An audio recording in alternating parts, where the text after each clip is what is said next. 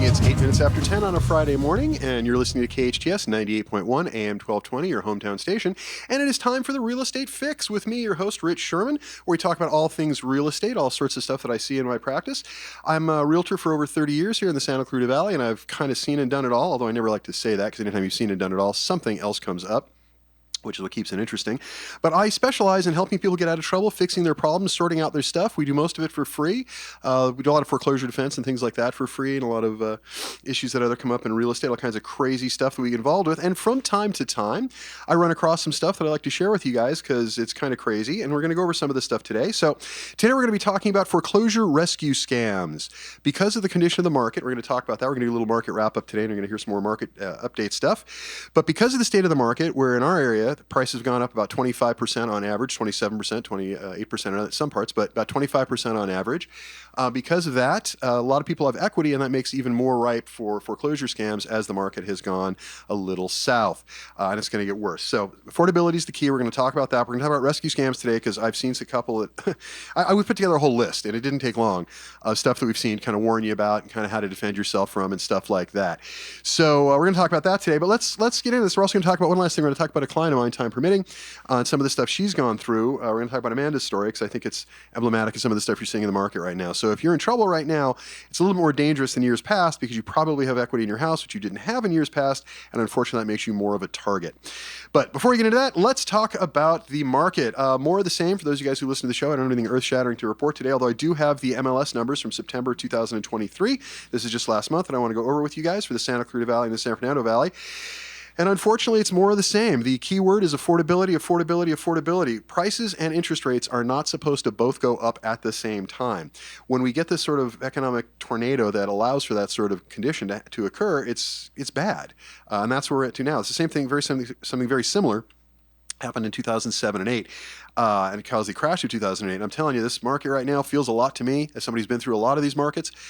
This feels a lot to me like 2006, 2007, because I've been telling you guys for weeks we're kind of ripe for a crash, and honestly I'm a little tired today because I was just hoping to be able to come with some good news, and I look as I might, I just can't find a whole lot of good news to give you in the real estate market at the moment, unless, and this is the one caveat, if you have a house to sell right now and you're not looking to buy another one, this is your market because you can get top dollar for your house because prices are out of control because there's so little inventory on the market because a lot of people don't want to put their houses on the market because they got low interest rates when interest rates were low.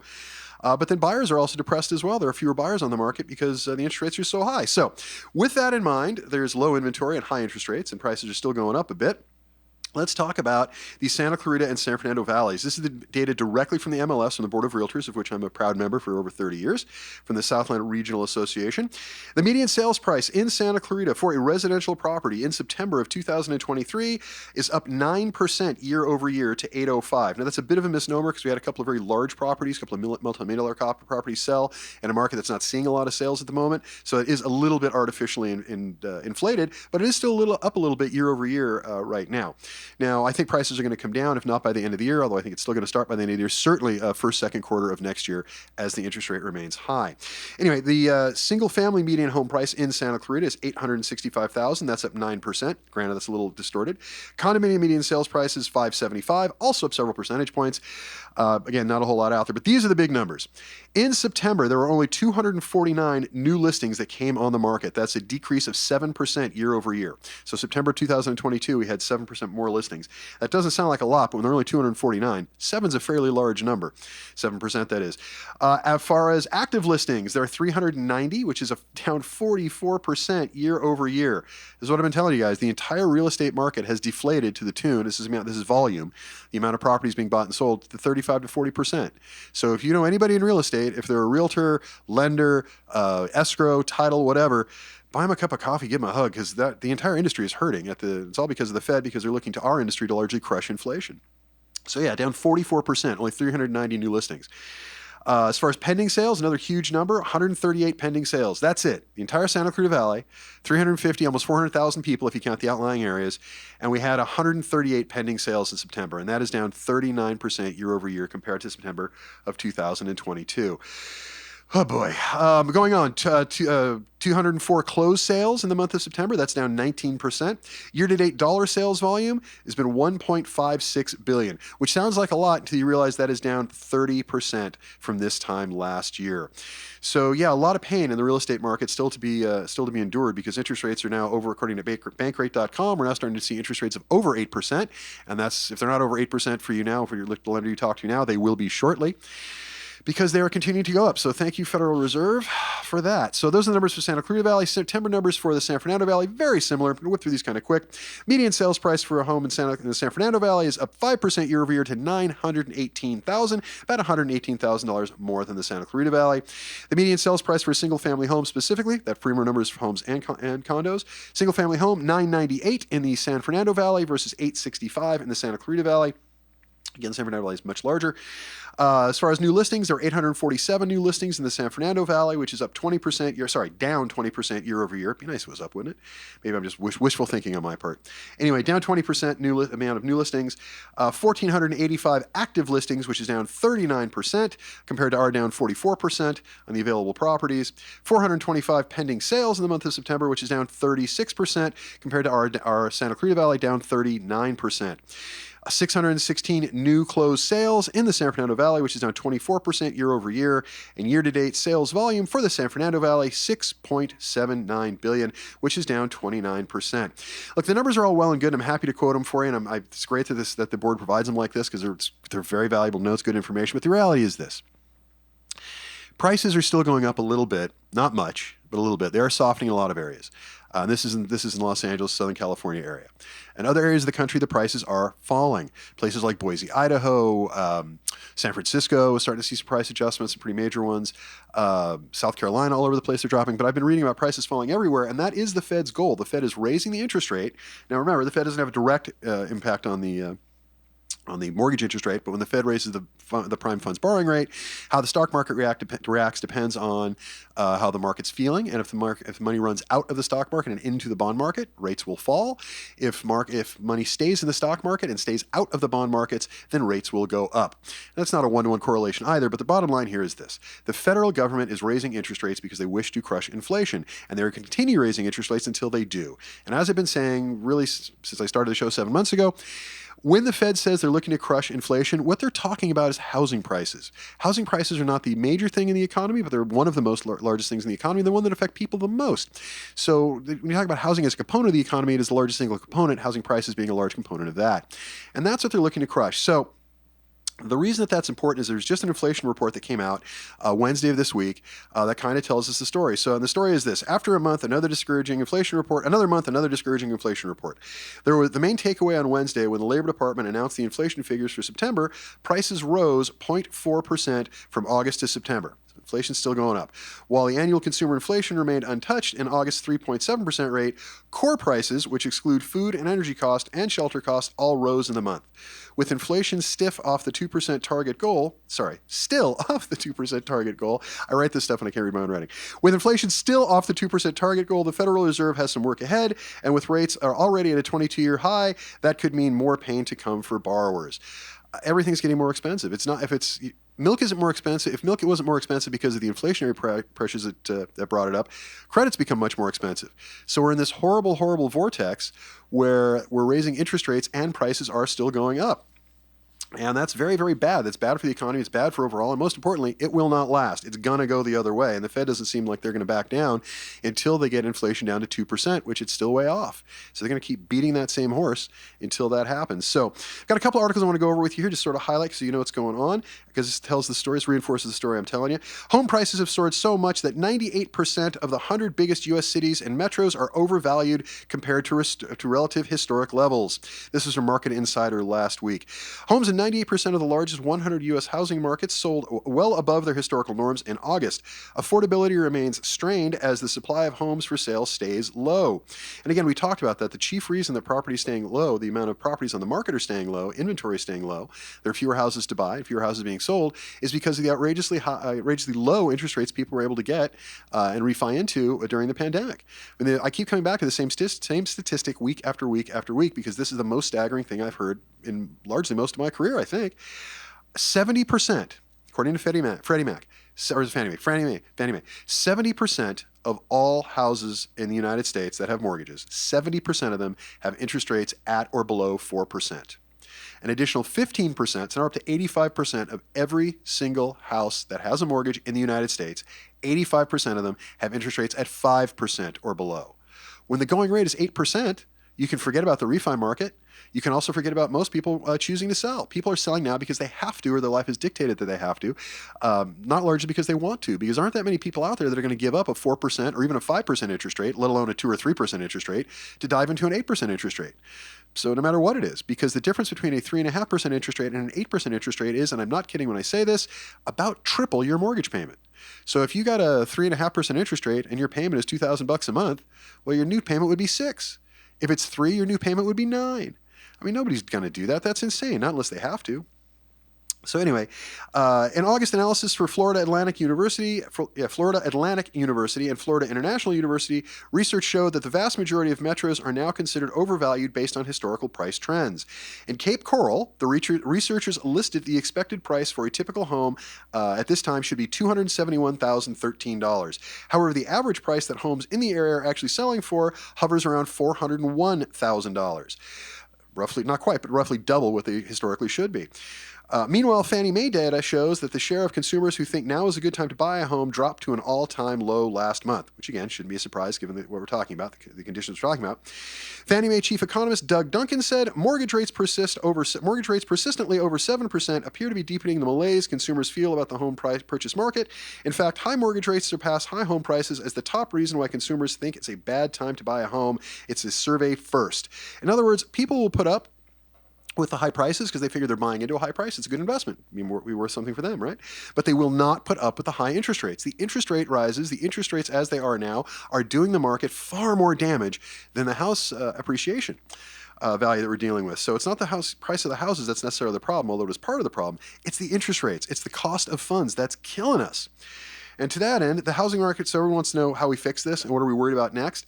Well, under that heading, there's a great Yahoo Finance article earlier this week that talks about this letter that was sent. The title is Housing Market Will Drag the Economy into a Hard Landing Unless the Fed Takes These Simple Steps, Trade Groups Warn.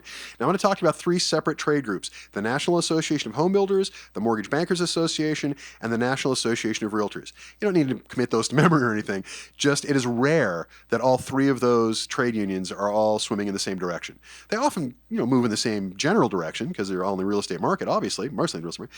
But they rarely agree on something. And they actually, all 3 of those trade groups got together and put together a letter that they sent to the Federal Reserve, begging the Federal Reserve to stop raising interest rates. It goes like this. Housing trade groups urge the Federal Reserve to stop hiking interest rates immediately. The NAHB, National Association of Home Builders, MBA, the Mortgage Bankers Association, and NAR, the National Association of Realtors, warned in a letter to Jerome Powell, the Fed chair, that a hard landing is likely unless the Fed takes 2 simple steps. And these steps are: the Fed does not contemplate further rate hikes. They've got to stop doing that. There's a meeting end of this month, beginning next month, and on November 1st, I don't think they're going to raise rates at the November 1st meeting. I've been telling you guys for months, the Fed is going to raise interest rates again, and they're going to do it by the end of the year.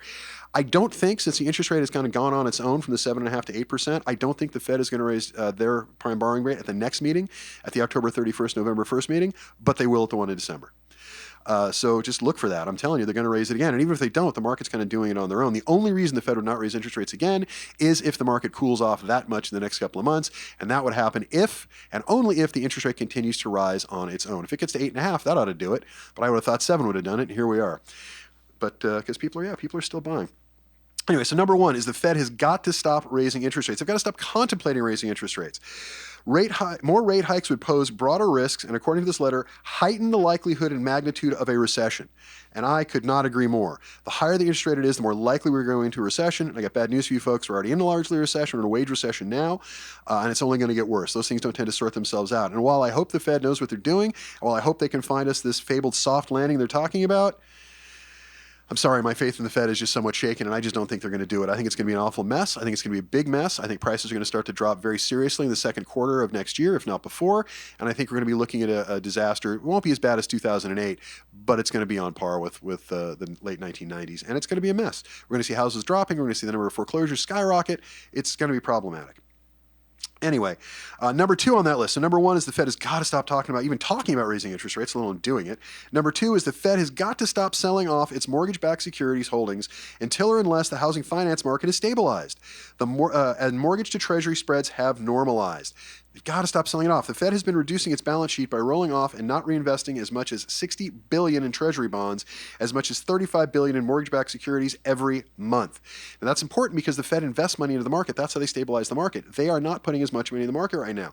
So while the central bank hasn't been selling assets outright, this so-called quantitative tightening process has trimmed its balance sheet by about $1 trillion from the $9 trillion peak in March.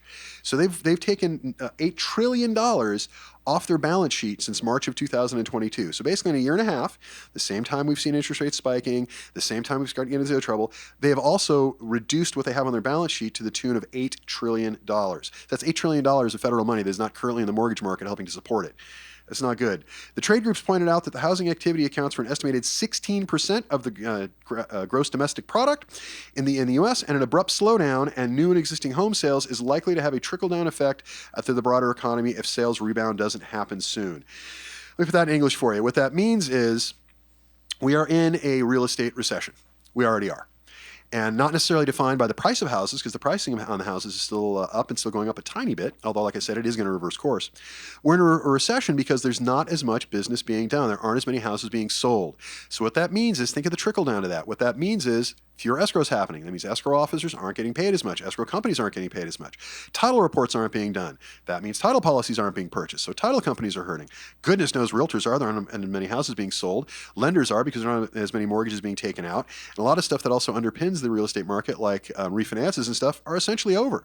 There are fewer refinances being done right now in the United States, and in California specifically, than there have been since the late 1990s.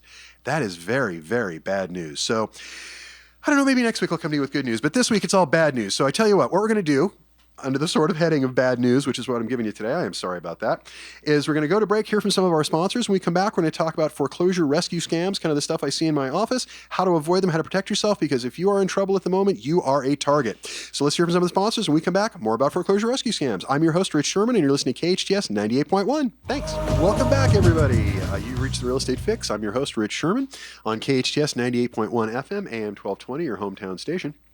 Thank you guys for tuning in. Thank you guys for listening through the break. I appreciate it. So we're going to talk about rescue scams, foreclosure rescue scams, as promised. Those of you who listened to the first segment, thank you. One of these days, when we're just talking off air, Engineer Jen and I, that one of these days I'm going to come to this radio station skipping and jumping and laughing and smiling, because the news section of the show will be nothing but good news, because interest rates will have gone down and prices will have stabilized, and everyone who wants a house can have one, and everyone who needs a house has one, and it'll be great. But until that day, unfortunately, it's just a lot of bad news. And what the Fed is doing now, I do not understand. I don't get why their target is 2%. I've yet to get a sufficient explanation for that. And I read these things. I just don't understand it. It just doesn't make sense to me. And I do not understand why they think the United States, the American public, can tolerate a 30-year mortgage interest rate at 8% or over, especially since it was 3.5% last year. 4.5% last year. Difficult times ahead. And I would submit we're already in a recession, and I'm telling you a bigger one is coming. So that's where we're at. But let's talk about foreclosure rescue scams, because of the choppy financial waters we're in, there are more people in foreclosure. And because people are in foreclosure, we're seeing more and more rescue scams. It just, when you're in foreclosure, especially if you have equity, it makes you a target for scammers. So I got 12 items here. These are 12 different scams that we've seen in my office we see regularly, but these are just ones we've seen in the last 6 months. So we're going to talk about these so I can tell you what they are. You can hopefully identify them, and then we're going to talk a little bit about how you defend yourself. And we've done it before. We're going to talk a little bit about what the California Attorney General's office, which I think has pretty good advice on this topic, about some basic stuff to how to avoid these things. So let's start here. This is one of my favorites. Somebody calls you up, or they give you a letter or whatever, your house is in foreclosure. And by the way, this all gets tipped off typically, because when your house is in foreclosure, the bank, after you're about 90 days late, give or take, will file what's called a notice of default. We call them an NOD. A notice of default, an NOD, is the first public step in a foreclosure. It's the bank filing with the court saying they're going to take your house because you have not paid your debt on the property. You're behind on your mortgage, and so they are now starting the foreclosure procedure. And when an NOD gets filed, it is public. And so it goes into a database. I pull them as well. There are any number of programs that can do this for you, softwares can do this for you. And a lot of these scammers get these things, and they send these things out. So that's how this sort of happens. So let's go over a couple of these. First one, scammer reaches you out and says, hey, put the title of your house in our name, and then the bank can't foreclose. So if your name is Bob Smith and they're foreclosing on your house, they approach Bob and say, Bob, why don't you put the house in our name? give us your house, essentially, because you should never, ever do this. You should never transfer your title like this. And then the bank can't foreclose because you're not on title. That's factually just incorrect. I'm not an attorney, but I will tell you that's legally incorrect. Any attorney will tell you that. Because the bank doesn't matter. It doesn't matter who's on title. It matters what the collateral is for the loan. So there's certain things with bankruptcy and things you do. We're going to talk about that a little bit, but it matters who's on the loan. If the collateral for the loan is 1234 Main Street, you can take yourself off title all day long. The bank still has the ability to foreclose. Not only that, you just gave away the title to your house. The second half of that scam usually works something like this: put your house in our name. That way the bank can't foreclose, and then you'll wait a year or two, get your credit together, and once that's sorted out, we'll give you the house. You can essentially buy the house back from us, at a small premium. And then you have your house back and you never had to move, which is a fun theory, except that's not what happens. They have the title of the house. They never make any mortgage payments. Your house is still in foreclosure. So either it'll go to foreclosure or they'll stop the foreclosure just long enough for them to sell the house and take the equity. Either way, you will get foreclosed. You will either be foreclosed on and evicted, or they'll take the house and evict you. It's just, you shouldn't do that. Putting the house in someone else's name does not protect you from foreclosure in most cases. It is not something you should do. It's a scam we see all the time. Let's talk about another one. Sell your house for what you owe to us, and we will sell it back to you. Gee, if your house is in foreclosure, but you have $300,000 in equity, so why do you sell it to us for the whatever you owe on it, and then we'll sell it back to you in 2 years. Just rent it to us, or rent it from us rather, for the next 2 years, and that'll give you time to fix up your credit, and then you just buy the house back from us at a small premium. However, the reality is, in a scam like that, what happens is they buy the house, and then they throw you out. They evict you and sell the house at a profit, or they'll leave you in there as a tenant and sell the house to somebody else as a tenant-occupied property. Either way, you will lose control of your house, you will lose that equity, and you will not get it back. And you can say all day long, but they said. No. We have this agreement. Typically, if you have a written agreement with a company who does this, the company will go out of business right after that's done. You go after them for fraud, there's all sorts of things you can do in recourse, but you're not getting your money back.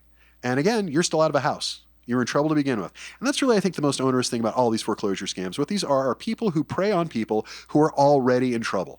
In my view, picking on somebody at all is bad, but taking advantage of somebody who is already in trouble, making their burden heavier, making it worse, is just reprehensible. And that's what these people do, and we see it all the time. Although I will say, if you have one of these, please call me, because I truly, this is not the greatest motivation. I love going after these people. I love going after these scam artists when they're trying to get their hooks into a client. Because, who doesn't want to be the good guy? And these are bad guys. So it's fun to wear the white hat and, shoot them. Metaphorically, of course. But anyway, okay, so yeah, sell us your house for just what you owe on it, and then rent it to us, or rent from us, for the next couple of years, and then we'll sell you the house back. That is a scam coming and going. You shouldn't have anything to do with that. That is instantly a problem. Here's another one. Pay us $2,000 and we can save your home. I'm not even going to get into the scam. I'm just going to tell you, anyone who charges for loan modifications up front is a scam. Let me say that again, because I want to make sure you guys get this. Anyone who charges up front for a loan modification is a scam. First of all, loan modifications you can do by yourself. You don't need somebody to do a loan mod. If you want someone to help you because they're better at it than you are, give them a call. People call me all the time. I help with loan modifications. One of the many reasons we do this for free. And if you are in trouble, you can call me anytime. I give out my number all the time. It's 661-714-1400. You can reach me at that number morning, noon, and night. It's my cell phone number. If I don't answer, text me. I answer that phone 24 hours a day, 7 days a week. I like it. It keeps me busy. So anyone who charges you up front. Now, there are exceptions to that. If you're hiring a law firm to defend you, they're going to charge you a retainer. That's dealing with a law firm. But if they're doing a loan modification and that's all they're doing, you should not pay them at all, in my view, and you certainly shouldn't pay them up front. So anyone who charges you up front to save your home is just full of nonsense. Here's another one. Stop paying your mortgage and make your mortgage payments to us, and we'll pay the bank. Why? Now, the theory behind that is a bank will not give you a loan modification unless you're behind on your mortgage, which, by the way, is not true. There are a couple of banks that will still say that asinine thing, but that goes back to a guideline that originated in the original HOPE program back in 2008 during that crisis. One of the first things they removed within about 6 months of starting that program was the requirement that you be behind on your mortgage, because that's just dumb. That's telling you to not give the bank money, to ruin your credit, you have fewer options, and then go seeking relief. That's crazy. That's like I went into the hospital because I broke my arm, and they said, well, you're not being bad enough, so I went outside and got hit by a car so I could break both legs as well. Why would you do that? That's going to lead for a lot of cripples. This is a bad idea. So stop paying your mortgage payment, make your mortgage payment to us and not your bank. What happens is they keep the payments that you're making. They do not make them to the bank. Your house slides into foreclosure, and you're surprised. Which you shouldn't be, because that is a scam. You pay your bank because that's you owe money. And if you have the money to pay the bank, pay the bank. And if you need a mortgage refinance or a modification or something, and you don't want to do it yourself, call me. I'll be happy to help you out. Call a HUD counselor. There's all kinds of stuff you can do. I think we're better at this than the numbers betray this, that we're better at this than HUD. Nothing against those people. They just work really hard. They're not as well trained. But give us a call. We'll help you out, and we do it for free. Another one, don't talk to your lender. Massive red flag. Anyone who tells you not to talk to your lender because only they can help and only they should talk to your lender, that is a massive red flag that is incredibly dangerous. Now, if you don't want to talk to your lender, that's understandable, and you want to have somebody else do it for you, that's fine. But whoever you designate, they work for you. You don't work for them. It's still your house and it's still your lender. Now, I tell clients all the time, if they don't want to talk to the lender, they don't have to. But I would never tell somebody they can't. It's your loan and it's your house. If you want to talk to your lender, you have that right. And anyone who tells you shouldn't be talking to your lender, something's up. Definitely something worried about. Okay, your bank never had the authority to make a loan. Nonsense. Absolute complete nonsense. The idea here is you hire us, whoever the us is, and we file a lawsuit or do something else to prove that the bank doesn't have the authority to do a loan, ergo you get a free house. No, never happens. Absolutely ridiculous. Under that same sort of heading, you need a mortgage audit. Anything that comes to you that says you need a mortgage audit is garbage. Mortgage audits are a waste of time. Those of you who make money doing mortgage audits, I would be happy to debate this with you on air anytime, any day. You let me know, I'll show up. I have a show, we can do it here, it'd be fun. Mortgage audits are garbage. They're absolutely complete garbage. The only time you need a mortgage audit is if you are in a lawsuit, you have discovered malfeasance in your mortgage, and the attorney has said we need a forensic audit to prove it to the court. That is a forensic audit. That is not what these guys are talking about. These guys are giving us anywhere between $800 to $8,000. We perform an audit, which is complete nonsense. They just get records from the bank, which you can get yourself, and they look for reversible error.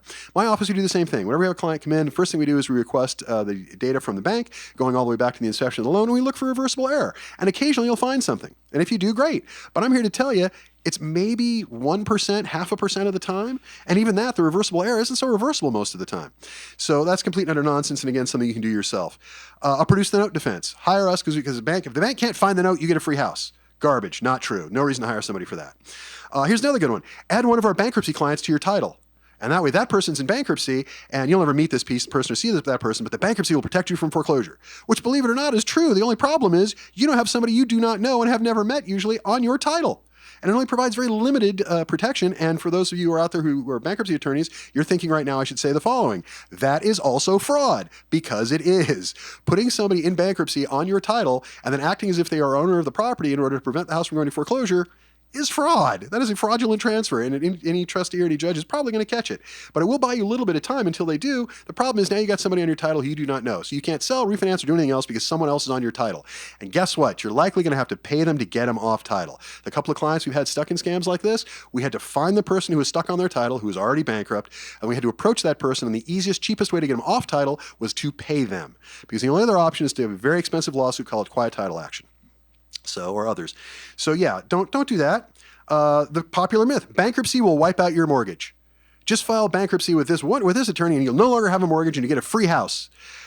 When I say it like that, you all know it's garbage. It's nonsense. But I see this all the time. People come in and say, well, I filed a bankruptcy, so I don't understand why I have a mortgage. What? What made you think a bankruptcy would wipe out your mortgage? Well, the attorney I talked to, was it an attorney? Well, it's really the attorney's assistant. The attorney's assistant. So is this an actual attorney? Well, this is some guy who actually knows stuff about bankruptcy. Oh, it just keeps getting better. Any reputable bankruptcy attorney will tell you right off, bankruptcy doesn't wipe out your mortgage. There are certain things you can do in certain circumstances that you can wipe out a portion of your mortgage, like if you have a second and the first over encumbers the property. You can do that, but that's a rare circumstance, especially now because prices are up. Foreclosure rescue loans. I'm going to put a pin in that one because we're going to talk about that one when we come back from break, because I have an example I want to talk to you about from a client of mine named Amanda that I want to go over with you guys. So just foreclosure rescue loans are usually garbage. There are one or two out there that actually aren't, but most of them are usually garbage, and they're designed to take advantage of your vulnerable situation and basically steal your equity from you. That's what most of them are designed to do, and I've got a specific one we're going to talk about. So yeah, foreclosure rescue loans, not a great idea either. And last but not least on my list of 12, all cash buyers. We Buy Ugly Homes, Seller's Advantage, any of these guys, absolutely to be avoided. There is no amount of convenience that you should give away with what these guys are willing to pay for your house. They're going to pay 20, 30, 40, 50% less than the value of the property. I don't care how bad your situation. I don't care how damaged your house. Whatever these guys are willing to pay to buy it, remember they have to buy it and sell it for a profit, whatever they're willing to do to buy your house, I promise you it is a bad idea for you. Now, I got some static about this on one of my first shows when I went after We Buy Ugly Houses, and I stick to that. I will maintain till the day I die that every one of these We Buy Your House cash so that we can just bail you out of your problem. Wouldn't that be nice? You don't have to fix it up. They're selling you convenience, and they're selling you convenience you do not need. Any reputable realtor can get in there and help you sort out your house. We go into houses all the time and help people fix them up. We do the same thing, only we don't take the house. We go into a client's house. We say, we need this, we need that, we need the other thing. We had one in Cannon Country earlier this year where I think we spent $40,000 or $50,000 fixing up the house. And the house sold for $95,000 more than the same model across the street. So there are many ways to work this out. I find these guys particularly pernicious. I really dislike these guys strongly because they're selling themselves as your salvation. So most of these loans, most of these rescue things do, when in reality they are stealing from you. So they're taking advantage of vulnerable people, made more vulnerable by the fact that they're in a foreclosure, and they're essentially stealing their equity from them under the guise of, we buy ugly houses, we're going to help you out. We're seller's advantage, we'll buy any house and we'll do what's your... Garbage, utter and complete garbage, a scam coming and going. And again, any one of you who wants to debate this with me, I'm happy to do so. I've had several of you guys who own several of these things come out of the woodwork on TikTok and on Facebook and stuff who tell me I'm wrong. And I keep saying the same thing. Great, let's have this conversation in public. Let's go on the air and have this conversation. And every one of these clowns, everyone backs down. Because as it turns out, they're pretty proud of their businesses when they're sitting behind a keyboard. But when asked to actually drag them into the light of day and actually have a conversation publicly about what their business model is, I guess not. So if any of you people out there who do this, who want to have this debate, I'm calling you out now. We Buy Ugly Houses, Seller's Advantage, any of these We Buy Cash for your houses because you can't sell it yourself because we're selling you convenience, please come talk to me. You can reach me anytime at 661-714-1400. So when we come back, we're going to talk about how to defend yourself. We're going to talk about... one particular rescue scam that a client of mine got, and hopefully you guys will be protected from doing that. So let's hear a word from the sponsors, and when we come back, we're going to talk about how to protect yourself from these kind of rescue scams. You've reached the Real Estate Fix with Rich. I'm Rich Sherman, your host, and this is KHTS 98.1 AM 1220, your hometown station. Hi guys, welcome back. You've reached the Real Estate Fix with Rich. I'm your host, Rich Sherman, on KHTS 98.1 FM, AM 1220, your hometown station.com. For those of you guys listening, I appreciate it. For those of you guys who are listening to the last segment, we were talking about foreclosure rescue scams, which are on the rise. They are all over the place. We're seeing more and more and more of them these days. And it's concerning. It's extraordinarily concerning because it's taking advantage of people who are already in trouble. You know, kicking somebody when they're down is pretty reprehensible. Stealing money from somebody who's already broke is phenomenally irresponsible and horrible. My view is there's a special place in hell for people who do this. So we were talking about cash buyers, We Buy Ugly Homes, stuff like that. Just think of it this way. Just the last thought on that before we move on to how to defend yourself. These guys have the money to advertise on television in Southern California. Not an inexpensive proposition. If they're helping you, how do they have the money to do that? If they have billboards up all over town, again, not inexpensive. Those billboards run $1,000 to $5,000 a month. If they can afford to do that, how are they helping anybody? The answer is they're not. They can make a lot of profit by taking advantage of other people's ignorance and pain. And that's what they're trained to do. So again, I'll say this one more time. Anybody who goes these cash buyer types, the We Buy Ugly Houses, the Seller's Advantage, if Doug Hawkins himself, who likes to throw his name out there, wants to have this conversation, let's have this conversation. Let's do it publicly.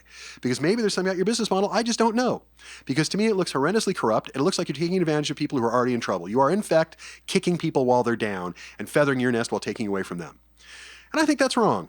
And I'm happy to have that debate with anybody anytime they'd like to have it. So those of you who want to complain about that online, great. Let's have the courage of your convictions. Let's talk about it on the air. Well, that's typically when these people roll up and get very, very small.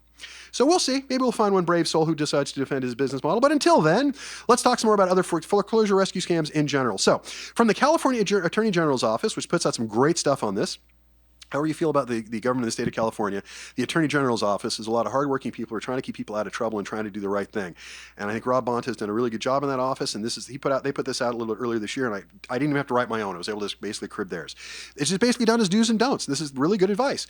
So don't become a victim. Here's how you avoid that when it comes to foreclosure rescue scams. Don't pay upfront fees. Foreclosure consultants are prohibited by law from collecting money before services are performed. Don't ignore letters from your lender or loan servicer. Responding to those letters is your best bet for saving your house. Don't transfer title or sell your home to a foreclosure rescuer. Beware, this is a scam to convince homeowners that they can stay in their home as renters and buy their home back later. It might also be part of a fraudulent bankruptcy filing. Either way, a scammer can then evict the victim and take the home. All stuff we were just talking about. Don't do that. Don't pay your mortgage payments to anyone other than your lender or your loan servicer. Mortgage consultants often keep the money for themselves. Don't do that. Never sign any documents without reading them first. Many homeowners think that they are signing documents for a loan modification or a new loan to pay off the mortgage that they are behind on. Later, they discover that they are actually transferred ownership of their home to someone who is now trying to evict them. People sign documents without reading them and they don't even realize they just gave away their house. Don't do that. Never do that. And they say, do contact a housing counselor approved by the U.S. Housing Department of Development, HUD, who may be able to help you. Their number is 800-569-4287. Let me give you that number again. It's the number for HUD counselors, 800-569-4287. Also, if you see any crime, you can talk to any scams like this, please do us all a favor and report them to the Attorney General's office. That phone number is 800-952-5225. And if you need any of those numbers or any other help, call me, 661-714-1400. We will point you in the right direction. Again, 661-714-1400. So that's with the Attorney General. That's directly. Those do's and don'ts come directly from the Attorney General's office of the state of California, and I think they are wise to follow. I'm going to add a few to those. Do speak to a licensed attorney or other trusted independent advisor. Whether that's me or somebody else, talk to somebody who knows what they're doing. Talk to an attorney. Talk to a real estate attorney. Do not talk to a slip and fall attorney about real estate. Do not talk to a car accident attorney about real estate. Talk to a real estate attorney about real estate. There are lots of attorneys out there who practice in real estate law, but there are very few real estate attorneys out there. Same thing is true of bankruptcy. Talk to a bankruptcy attorney. Talk to a certified specialist. Don't talk to some guy your brother's uncle's cousin's knows who did a bankruptcy one time. It's far more complicated than that. Talk to the people who belong in that specialty. And more than all this other stuff, just do some research yourself. Get online. Google is your pal. Bing is your pal. Just type it in. If you're curious about me, I've got a very unique last name. It's spelled S-Z-E-R-M-A-N. I tell people all the time, just Google my name. You can see the work I've done over the last 30 years. A lot of it's public. Also, everything I do is completely transparent. If there's anything you want to know about me, ask. We have a file that we're working on for you, whether we do this for free, anything you want to know, just ask. We'll share it with you. We don't keep stuff like that secret. We do not keep secrets from our clients. And no one should. No one who's acting as a counselor to you should ever keep a secret from you. They work for you. It doesn't matter that they're doing it for free. They work for you. So yeah, do a little research. And of course, the last thing, and just good life, just sort of advice to begin with, ask for references. Ask anybody you're working with. Can I talk to a client you're currently working with and see what's going on with them? Can I talk to a client you worked with 6 months ago, 6 years ago, whatever it is? Can I talk to some people you've dealt with? Do you have some references you can provide? We do it all the time. People think because we do it in my office, what we do is free, and we have such a high success rate, it's about 80% success rate, which we're awfully proud of, although I can't seem to get any higher, so that's annoying. But 80% of the time when somebody comes in, regardless of their circumstance, 80% of the time we're able to find a way to save the house and keep them in it. I think that serves us pretty well, considering the national average for your loan modifications on your own is 8%. For foreclosure defense in general, it's less than 10%. And we're at 80%. So I think that holds us in pretty good stead. But ask for references. If you come into my office and ask for references, I'll give you a ton of them. I'll give you more than you need. So that's always a good thing to do. Now I want to talk about one particular client of mine. Her name is not Amanda. We're going to call her Amanda because I don't want to give out her name on the air. But this is her story. Tell us briefly. Amanda got herself in some trouble. They have a very nice house, and they've got a bunch of equity in it. They owe about $300,000 against a house that's worth about $900,000 thereabouts, maybe a little more. And her husband passed away about 5-6 years ago, which was traumatic enough. And then on the heels of that, she developed a problem and she couldn't work. So her husband's passed away. They lost that income. Not much life insurance or anything to go for as far as that's concerned, to live on as far as that's concerned. And now she's lost her income because she had a problem at work. Now, during the pandemic, she got herself a forbearance, so she was able not to make payments for a while, but she's obviously way behind. So we have somebody who has no income to speak of. There's some, but not a lot. A little retirement, a few other things coming in. She has a ton of equity, and she is on her own. This makes her the absolute prime target for a scam. Now, luckily, she called me before this happened, but she was talking to somebody. She's in foreclosure, obviously important. So in foreclosure, a lot of equity, and on her own. This is who these foreclosure rescue scammers look for. Amanda is their prime target. She's got a house that's very saleable, a lot of equity in it, doesn't know much against it. She's on her own, and she's in foreclosure. And as you might imagine, she's also scared. I mean, she's worried about keeping a roof over her head, which is completely reasonable. So she gets a call from this guy. He calls himself a lender. He's from a different state, by the way. He's not even in California. And after wasting about 60 days of the 90 days she had to get this sorted out because the NOD had already been filed, after this guy wasted actually a little bit more than 60 days, this is the loan that he was able to get her, the big rescue loan that he was able to get her. I'm going to read you the terms. It's a loan she needed $35,000. It's a loan for $415,000 because they want to pay off the first as well. The first is a very low interest rate. There's no reason she should pay it off. It's a 24-month loan. So she has to pay back $415,000 in 24 months. The payment on this loan is $4,856.83. Over the course of 2 years, that's $116,563. The amount she's going to have to pay back at the end of the 2 years, the balloon payment, is $419,000. She borrowed $415,000. She's going to give them $116,000, $117,000 over the course of 2 years, and she's still going to owe them more than she took out to begin with. She's going to owe them $419,000. So if we take the total, the $116,000 that she's going to make in payments, the $419,000 she's repaying, those two things combined, $535,908. That becomes important because when you consider she's only borrowing $415,000, that means a profit to this scumbag who set up this loan of $120,908.46 for doing essentially nothing, for tying up $415,000 of their money for 2 years, and by the way, it will not take 2 years. They make, this is if she pays it off and nothing goes wrong, they make $120,908.46. Can you imagine an investment, a reasonable investment, a real investment that's not taking advantage of somebody else, not stealing from a widow, that generates $120,000 in profit? And this is worst case for the bank, best case for the consumer, $120,000 in profit over the course of 24 months. But wait, there's more. If that wasn't obscene enough, and by the way, you have to go through this carefully and actually do the computations yourself to get to these numbers, because no one's going to give them to you like this. They're too obscene. No one is going to say, can I borrow $415,000 so I can pay back $535,000? No one's going to do that. So they hide it, but you can find it if you go through and do the math. But it gets better. If she is to default on this loan, if for some reason someone with no income who is already in foreclosure cannot make a $4,856.83 month payment, then she goes into default, and the default interest rate is, wait for this is my favorite part, 31.99%. 32% default rate. So when she defaults, her loan goes from this piece of garbage, which is bad enough at 14%, to 32%. There is no way she keeps this house for 6 months. She will lose her house if she were to take this. Now, luckily, she got to us. We put an end to this very quickly, and we're into a reputable program now, and she'll be out of foreclosure here shortly. Hopefully, sometime in the next 10 days, we'll have her out of foreclosure, the problem fixed. But she almost fell directly into this trap. These guys would have taken her house and all of her equity for sure. I tell you guys these stories because I want to warn you. I tell you guys these stories because I want you to know they're out there. These guys are out there. She thought they were doing her a favor. Terrifying, terrifying stuff. Buyer beware is all I can tell you. So if you have a question, if you see any of this kind of stuff, please give me a call anytime. I'm happy to help you. My name is Rich Sherman. I work with Radius Agent. You can reach me at 661-714-1400 anytime. Again, 661-714-1400. That is my cell phone. You can reach me 24 hours a day, 7 days a week. I'm here to solve your problems. My name is Rich Sherman. You've been listening to The Real Estate Fix on KHTS 98.1 AM 1220, your hometown station. Thank you guys for listening. Be good humans. Have a good week.